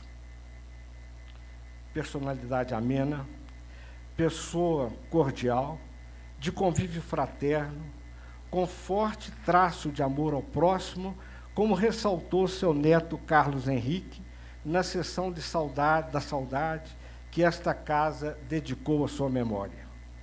Multifacetado, como se apontou, contabilista, professor, jornalista, advogado, servidor público, historiador, memorialista, poeta, homem de intensa reflexão religiosa. Essa última qualidade, aliás, pode ser considerada a tônica de sua obra. A catolicidade foi a bússola dos passos e do pensamento de William José, clara herança de seu pai, homem de arraigada espiritualidade, não tivesse sido ex-seminarista do Bispado Maronita de Beirute. O proselitismo do credo católico foi compromisso do cursus honorum de William José, e ao qual ele se aplicou com afinco. A atividade missionária foi uma constante de sua vida e obra, haja vista que aos 19 anos de idade, e durante quase outros 70, esteve dirigente do Retiro Espiritual dos Homens nas cidades de Visconde do Rio Branco e Leopoldina. Ao menos 8 de suas obras têm explícito propósito de propagação do catolicismo pela celebração dos valores espirituais por ele introjetados. Na linha do tempo, são escritos veiculados ao outono vital do eminente homem de letras, isto é, textos por ele, literalmente, feitos publicar entre 2003 e 2009. Faleceu em 23 de fevereiro de 2017, em Belo Horizonte, tendo seu corpo, depois de velado nesta casa, sido sepultado na sua cidade de origem. William José é autor de vasta obra em diferentes áreas do conhecimento: história, historiografia, biografia, sociologia, literatura, etnologia, poesia e religião, com destaque para a história e para a religião. No hagiográfico, heróis e santos, estes entendidos como criaturas humanas por excelência. Assim, o ensaio converge, e cito, o que é ou o que foi a vida de santos, canonizados ou não. O nosso intuito, proclama o autor, e cremos tê-lo atingido, é apenas o de delinear algumas fisionomias de bem-aventurados, daqueles que nos parecem mais significativos. Acreditamos, todavia, ser isto bastante para entrarmos em contato com o mundo dos santos, que deveria ser o nosso próprio mundo e o mundo de nossos descendentes, pois o Filho, Jesus Cristo, nos ensinou: sede santos como vosso Pai é santo. A perspectiva de análise é inequívoca, vale dizer, o estudo da santidade sobre o duplo aspecto do humano e do divino. No mesmo ano, aparece o opúsculo Admirável Serra da Piedade. Nele, William José trata da religiosidade, do fascínio que vivenciara numa visita ao conhecido santuário, agora basílica, ereta na serra homônima. Dedica um particular destaque ao que denominou rosto pétreo da Serra da Piedade, por ele assimilado na década de 1980. Blocos de formação geológica que, na ótica do piedoso autor, delineiam um nítido rosto humano. Em Pensar de Cristão, o professor William rende louvor e gratidão a Deus por intermédio de visões, que são apenas modos de pensar e agir concretizados no viver diário com que procura corresponder ao privilégio de ser fiel da Igreja, fundada pelo Filho de Deus, para a missão de salvar as almas. A obra inicia-se com máximas inspiradas nas Escrituras, com ênfase na adoção do amor cristão como motriz do cotidiano e em reflexões sobre o mistério da morte, da honra da velhice e das perspectivas da eternidade a partir de vivências e meditações pessoais do autor.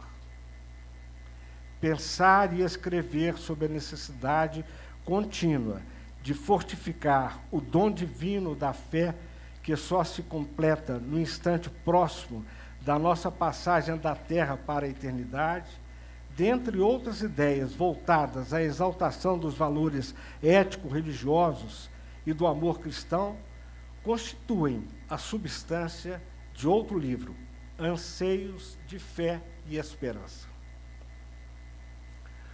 O móvel de sombras e luz é, uma vez mais, o compromisso de William José de disseminar a fé católica.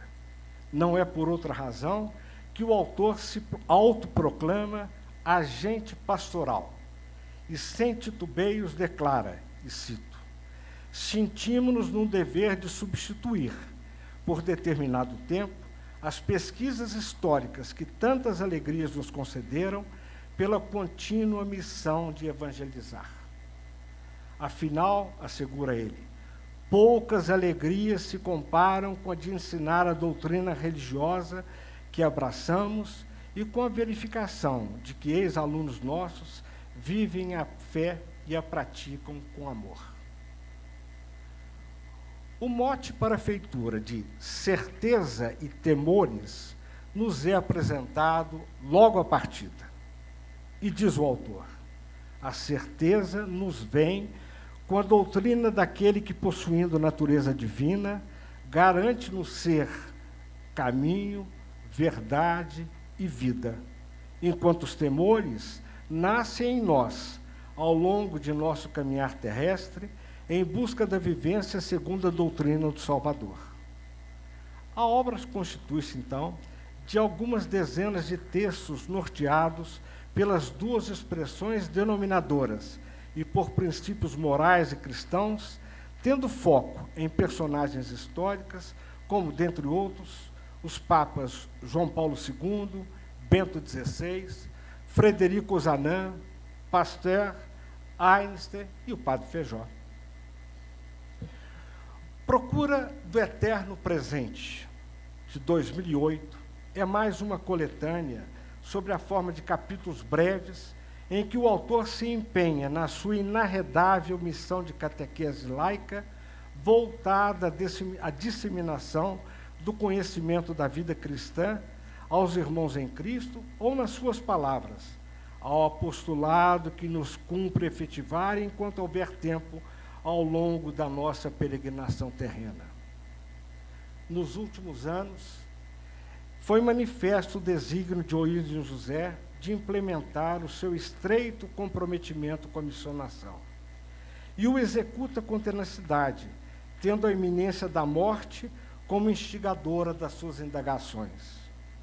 O avizinhamento do fim vital é recorrente na sua escrita desta hora, como se lê, por exemplo, no trecho da explicação com que abre Procura do Amor Eterno, de 2008, e cito: esses caridosos temas focalizam aspectos relacionados, direta ou indiretamente, com o nosso viver terreno, em busca do que desejamos alcançar, pela misericórdia divina, pensando no chegar o instante em que poderemos julgar que o Pai nos chamou para os páramos eternos ou eterno presente. Aí nós esperamos, embora não o mereçamos, aumentar a felicidade que, na terra, apenas vislumbramos ao longe e confusamente. Imparável na pregação evangelizadora, em toques de esperança e de luz, aos 88 anos de idade, o arauto rio-branquense renova sua confissão religiosa e o decorrente dever missionário, isto é, o compromisso de, ainda que leigo, participar da difusão do catolicismo, sendo transmissor da imagem divina. Porém, no labor da produção livresca, o essencial de William José acontece entre 1952 e 1965, período em que a história domina absoluta as suas realizações. Também aqui, o providencialismo é a marca. O primeiro livro é Visconde do Rio Branco, Notas para a Sua História. Trata-se de apontamentos e transcrições documentais sobre a evolução da terra natal do autor, desde os tempos da freguesia do São João Batista do Presídio, originários predominantemente de testemunhos orais, posto que as fontes textuais apresentavam-se-lhes rarefeitas. Para além de aspectos históricos, abrange escritos sobre individualidade de realce, instituições, atividades culturais e socioeconômicas. Na verdade, o livro inaugural de William José compreende também a história de cidades limítrofes à do título, em confessada tentativa de elaborar uma história regional. Fatos e Figuras de Visconde do Rio Branco é o seu segundo livro. A obra cinge-se de narrativas e pesquisas em torno de episódios, personagens, personalidades, registros antropológicos e linguísticos e instituições, desde a setecentista povoação do Presídio ao deflagrar da Revolução Constitucionalista de 1932. No Molière, o Civilizador, esboço biográfico, William detém-se no percurso do emigrado francês, ex-oficial dos exércitos napoleônicos, que chegou ao Brasil no início do XIX, acompanhando a família real portuguesa e se notabilizou como colonizador da zona da Mata Mineira. Em 59, foi a vez de Historiografia Mineira.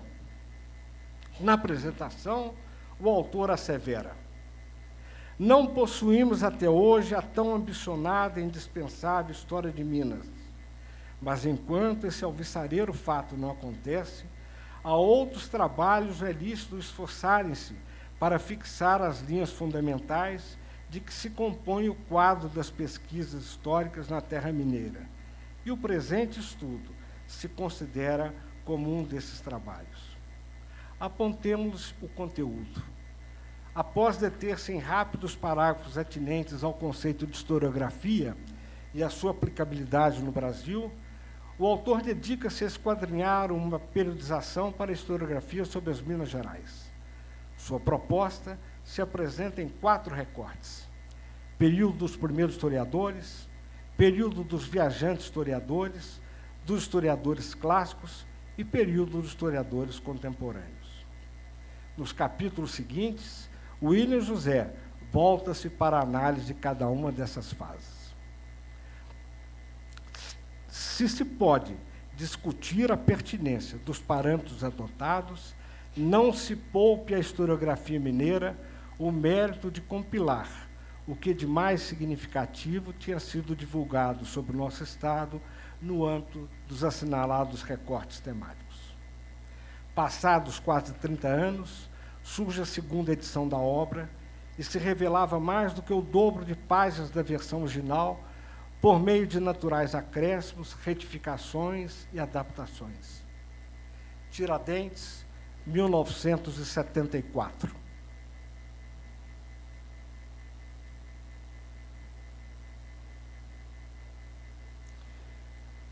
Apesar de lastrear-se em apropriada documentação arquivística e em qualificada literatura especializada, a abordagem do autor orienta-se privilegiadamente por um foco movediço: os traços psicológicos do biografado, seus comportamentos, seu temperamento, suas motivações, em análise onde não faltam interpretações calcadas no providencialismo, a que desde sempre William José se vinculou. Assim é que na frase derradeira da obra assinala que os princípios norteadores da conjuração de mineira foram, e cito, retificados à luz do Evangelho. Isto posto, ainda de conformidade com o autor, Tiradentes, e cito, é a figura que demonstrou cabalmente conhecer a perene verdade histórica de que a liberdade reclama heroísmo e só se realiza nos que sabem ser fiéis à pátria que os acolheu e a Deus que os criou e os inspirou. Tiradentes herói, Tiradentes revolucionário e, reportando-se a Lúcio José dos Santos, Tiradentes, o líder da conjuração. Visconde do Rio Branco, terra, povo, história.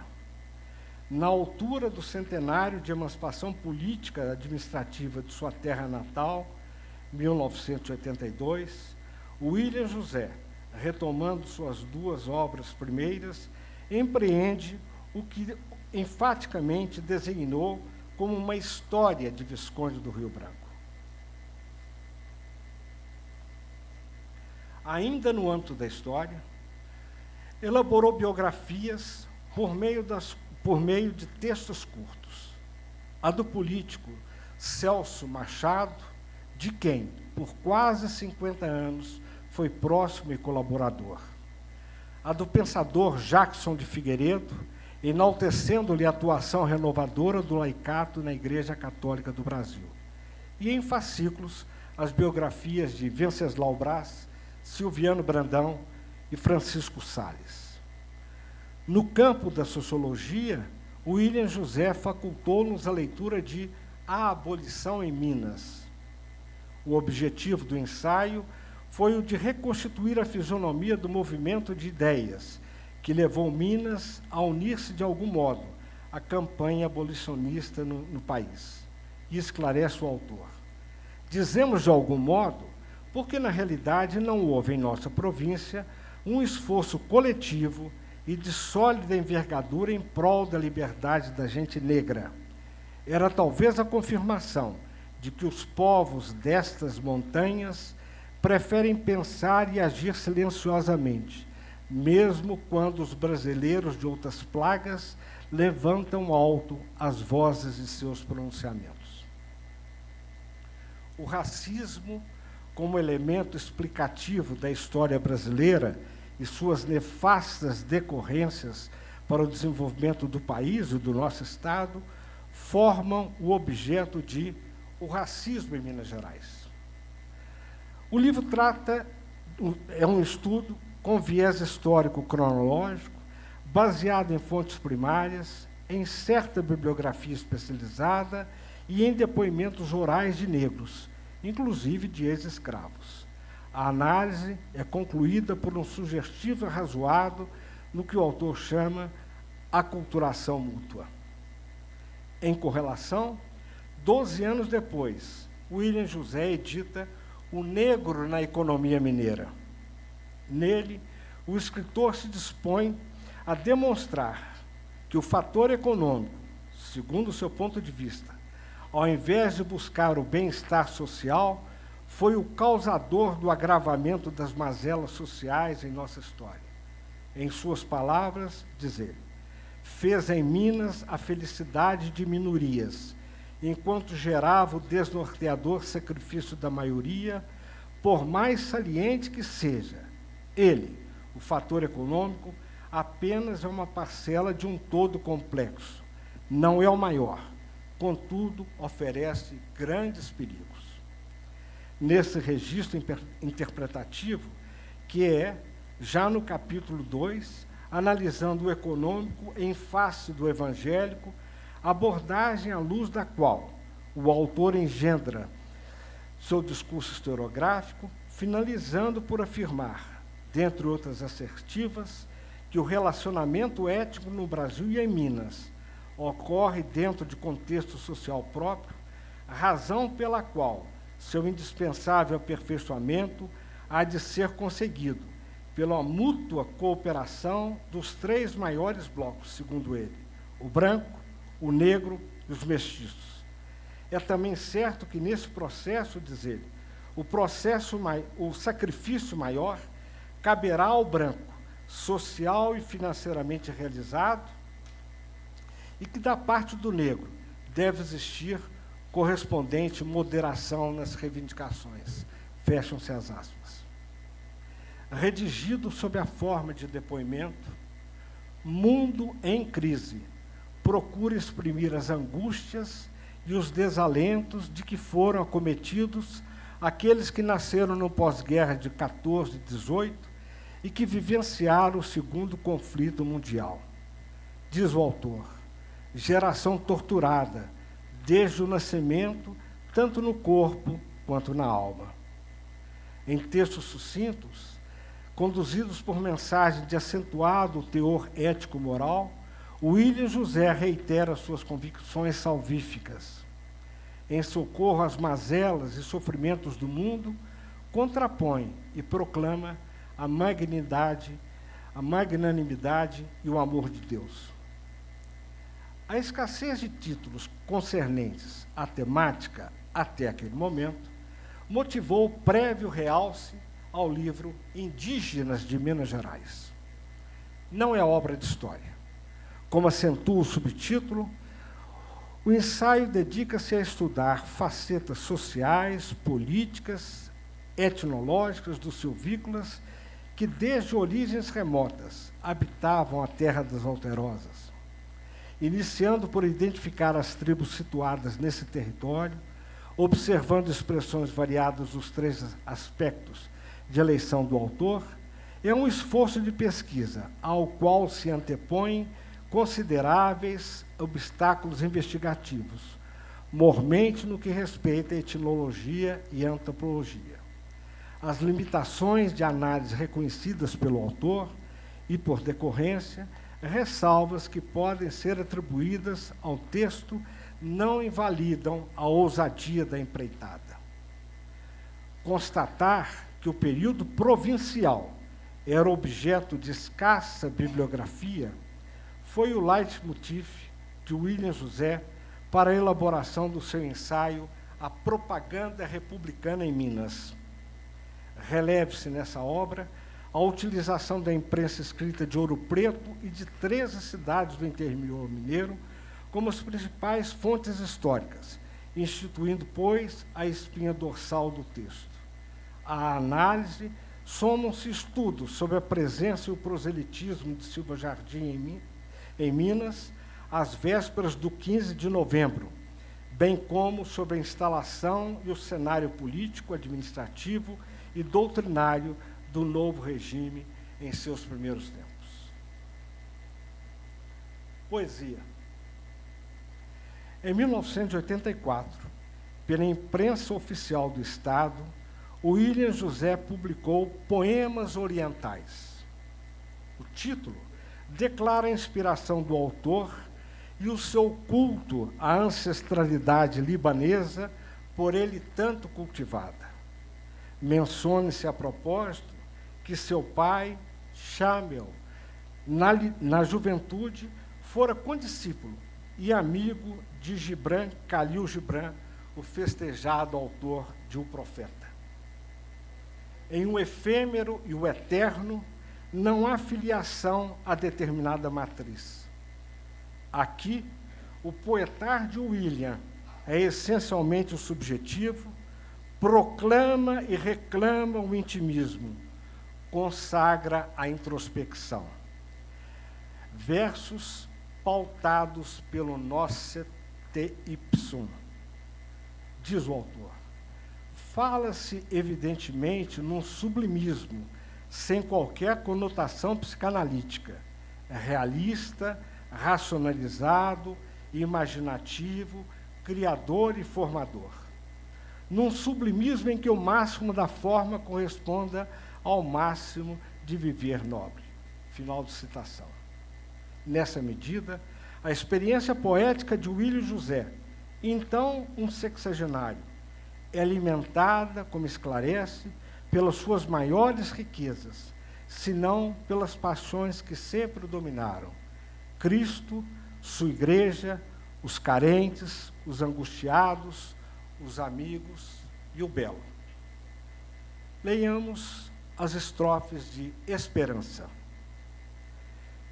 Se o divino mora em nós, somos felizes terrenos.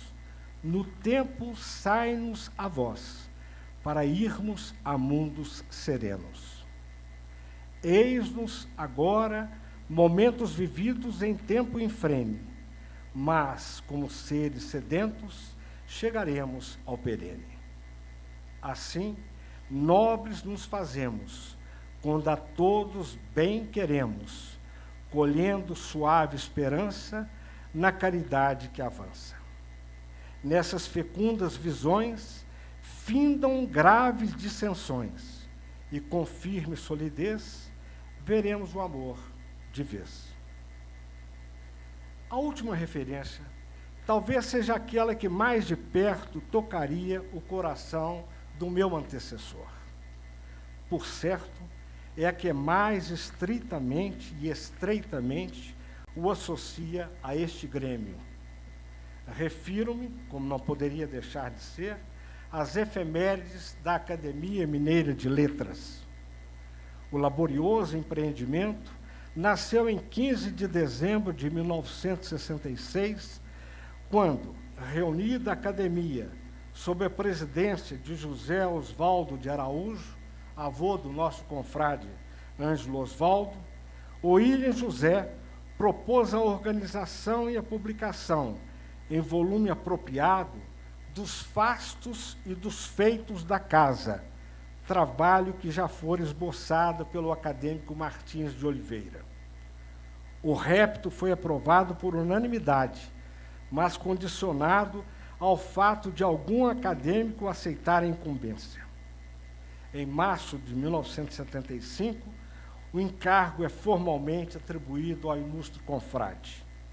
Deste modo, em 80 surge a primeira edição, em 85 a segunda, uma terceira em 1998, culminando na alentada compilação comemorativa do centenário desta casa em 2009. Não satisfeito em consignar sua colaboração à história da academia, de que são testemunhos o seu duradouro secretariado e, sobretudo, a sua faina nas anotações sobre o cotidiano da casa, materializadas nas já substanciosas efemérides, William José expressou o seu amor na elaboração de outros textos relativos a ela relativos. Foi o caso de Registros Acadêmicos, onde principalmente, e na maior parte dos tópicos, trata da Academia Mineira de Letras, de suas estruturas, seus membros, de episódios significativos, aos quais acrescenta o tratamento de temas afins aos desígnios proclamados no Scribendi Nullus Finis. Foi esse o caso, igualmente, de registros históricos, onde escritos sobre a casa de Vivaldi se mesclam aqueles respeitantes diversificadamente a devoções, censura, normas linguísticas, minerais atômicos, ciência e onisciência. Reflexões e defesas. Obra derradeira evidencia uma vez mais o ecletismo dos interesses intelectuais do autor. Nela, alternam-se textos concernentes à espiritualidade, à Igreja Católica no século XX, às virtudes, às personalidades das letras e da política, à querida academia e alguns de seus integrantes. Tudo isso como inusitada marca do vasto labor de William José. Uma profusão de fotografias retratando paisagens, objetos e, sobretudo, pessoas e personalidades do mais íntimo bem-querer William Joseano. Obra de franca e serena despedida nas reveladoras palavras iniciais do autor. Ouçamo-las. Entregamos hoje aos possíveis leitores esse libreto, no qual procuramos expressar verdades que, reunidas, nos levam à glória celeste. Longa e penosa é esta caminhada, mas vale percorrê-la pedindo as graças divinas. Sem elas, a luz se transforma em escuridão. Por isso, reconhecer nosso estado de pecadores e pedir com insistência que o Filho, Jesus, sempre nos ampare. Realmente não há salvação sem o amparo da misericórdia divina.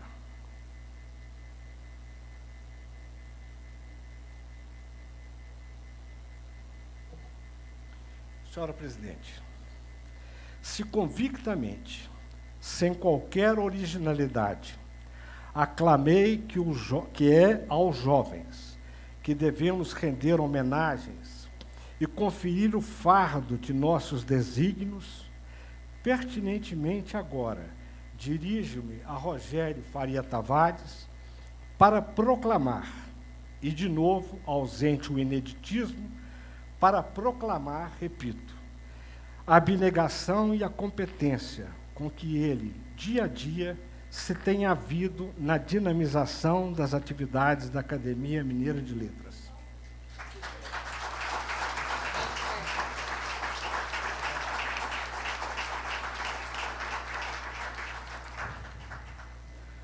Confrade Rogério, se os agradecimentos são tantos e procedem de diferentes veredas, por favor, a eles acrescente os meus, devidos que são, pela afetuosa amizade com que me distingue, pelas palavras que me dirigiu e que tanto enterneceram o meu coração.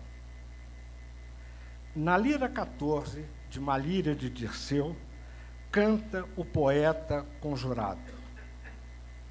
as glórias que vêm tarde já vêm frias. Aproveite-se o tempo antes que faça o estrago de roubar ao corpo as forças e ao semblante a graça. Confrades e confreiras, se nunca busquei a glória, alcanço-a agora, neste momento, pelo calor da vossa magnanimidade, revitalizando-me e abrindo-me caminhos outros. A todas e a todos, o meu melhor, muito obrigado. Ab imo pectori, pela deferência que imerecidamente me cometem, fazendo-me transbordar de júbilo e adornando o meu porvir. Senhoras acadêmicas, senhores acadêmicos, facultastes-me os jardins platônicos da academia. Com benevolência, acolheste-me e, por conseguinte, ofereceste-me o vosso convívio. Com ele, a possibilidade de sorver de perto os vossos ensinamentos. Nesse sentido, serei igualmente devedor aos cultores de Clio que aqui reverberaram sua sabedoria. Agripa de Vasconcelos, Zoroastro Viana Passos, Salomão de Vasconcelos, Lúcio José dos Santos, João Dornas Filho, Abílio Barreto, Augusto de Lima Júnior, João Camilo de Oliveira Torres, sem esquecer aqueles que ainda e agora, e auguremos que por muitos anos, ilustram os quadros da Casa de Alfonsos, como Ronaldo Costa Couto, Cônego Vidigal de Carvalho e Amílcar Viana Martins Filho. Minhas senhoras e meus senhores, não tenho o direito de vos enfadar ainda mais. Cuide, então, e a voo de pássaro, de aludir ao que no âmago tenho sido e ao que tenho vivenciado. Ortega y Gasset, nas Meditações do Quixote, salienta-nos: eu sou eu e a minha circunstância, e se eu não a salvar, não salvo a mim. Peço-vos, então, venha para expressar um dos sentimentos basilares que trago da casa paterna, o sentido da gratidão. Quem vos fala, portanto, é o menino da Rua Peçanha, que teve o privilégio de estudar no Grupo Silviano Brandão, na Lagoinha de antanho. Quem vos fala é o adolescente que por 7 anos palmilhou os terrenos limítrofes da Pedreira Padro Lopes e o conjunto residencial do IAPI, para indelével e gostosamente ser moldado pelo Colégio Municipal de Belo Horizonte. Quem vos fala é o licenciando em História da outrora Faculdade de Filosofia da Universidade Federal de Minas Gerais, cujo sonho profissional maior, não me canso de dizê-lo, era exercer o magistério em seu colégio de origem. Por isso, e da minha parte, o muito obrigado não se esgota. Quem vos fala também é aquele que, neste momento, com filial reverência, nas suas imorredoras presenças, beija a mão direita da Miluca e do Caio.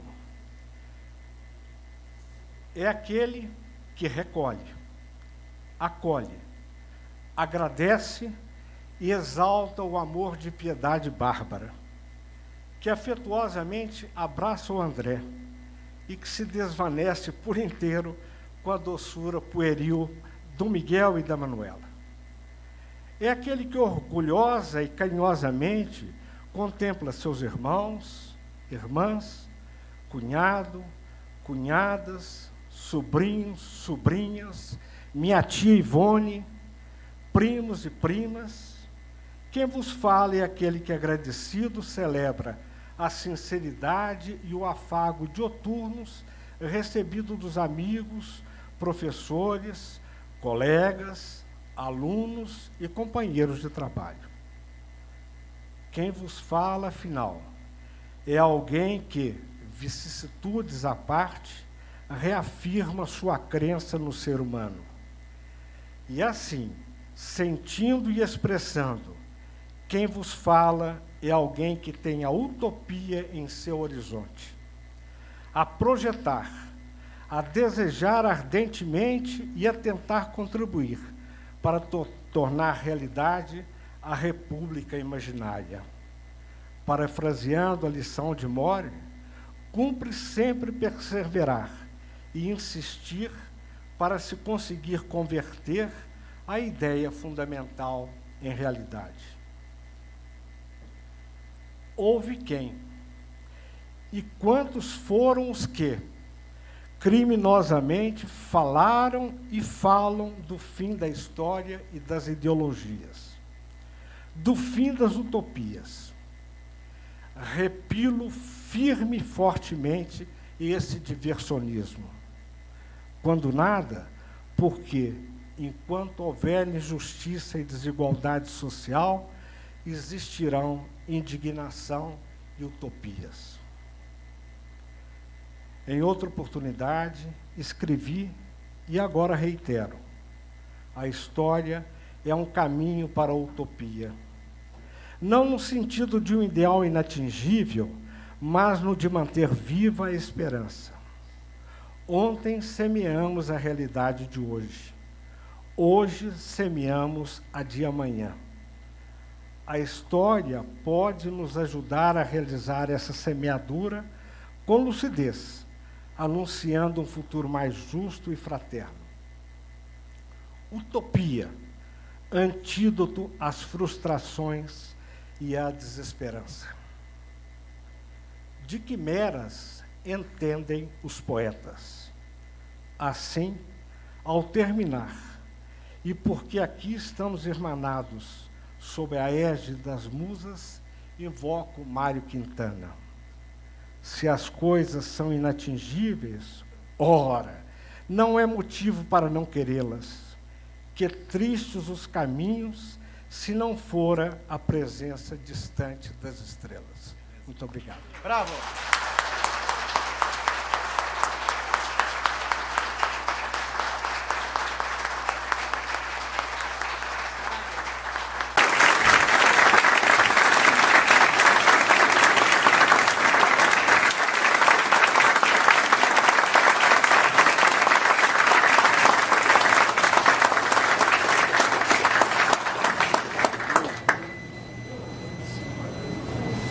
De abril de 2018.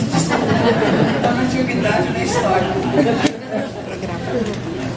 Hoje nós tivemos uma brilhante posse e 2 brilhantes discursos em que a palavra plena foi ouvida, a palavra questão de vida, palavra onipotente, palavra cheia de vigor, de história, de memória, palavra que a gente sempre necessita ouvir e que nos dá alento.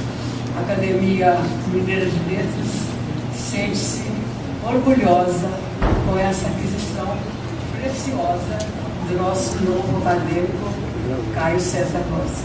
Eu agradeço a presença de todos e dou por encerrada a sessão. Obrigada.